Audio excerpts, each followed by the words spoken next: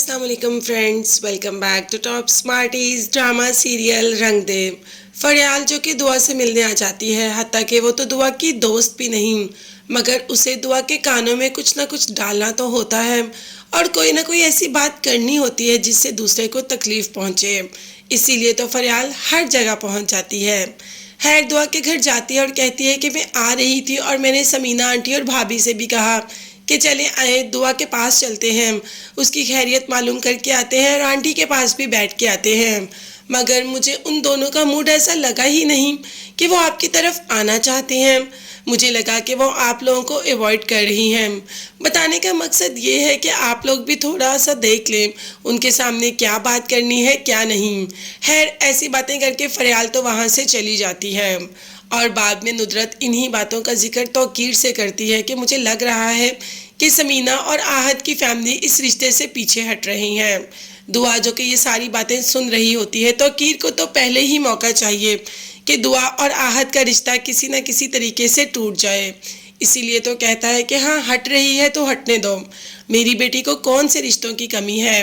आहत से अच्छा रिश्ता लेके आऊँगा अपनी बेटी के लिए, बल्कि कुछ रिश्ते तो मेरी नज़र में हैं भी, अगर आप कहेंगी तो हम उनको भी बुला लेंगे। मगर दुआ का दिल तो सिर्फ आहत की तरफ ही है, वो तो सिर्फ आहत को ही अपना मानती है और जो रिश्ता दादो तय करके गई हैं दुआ तो उसको कभी भी तोड़ने के लिए रजामंद नहीं होगी।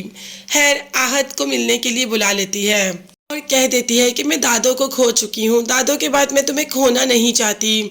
जिस पर आहत ने कहा कि आखिर तुम ऐसी बातें कर ही क्यों रही हो। दुआ कह देती है कि मेरे घर फरियाल आई थी, उसकी बातों से मुझे लग रहा था कि आंटी इस रिश्ते के लिए रजामंद नहीं और ना ही आपकी बहन, ये सब इस रिश्ते से पीछे हट रहे हैं। अब तो आहत को और भी गुस्सा आ जाता है कि फरियाल तुम्हारी तरफ करने क्या आई, उसका तो तुम्हारी तरफ आना बनता ही नहीं और तुम उसकी नेचर को तो जानती ही हो, उसका काम सिर्फ और सिर्फ दूसरों को तकलीफ पहुंचाना है।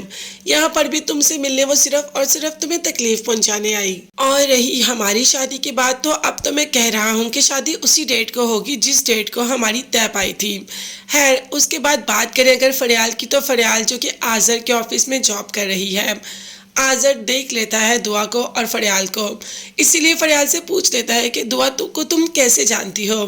फरियाल ने कहा कि वो मेरी भाभी के इकलौते भाई की फियांसी है। ये बात तो बहुत ही ज़्यादा सरप्राइजिंग थी आजर के लिए, क्योंकि वो ऐसा तो कुछ चाहता ही नहीं, तो कीर ने तो उसे ऐसा कुछ बताया ही नहीं और तो कीर उसे पीठ पीछे इतना बड़ा धोखा दे रहा है।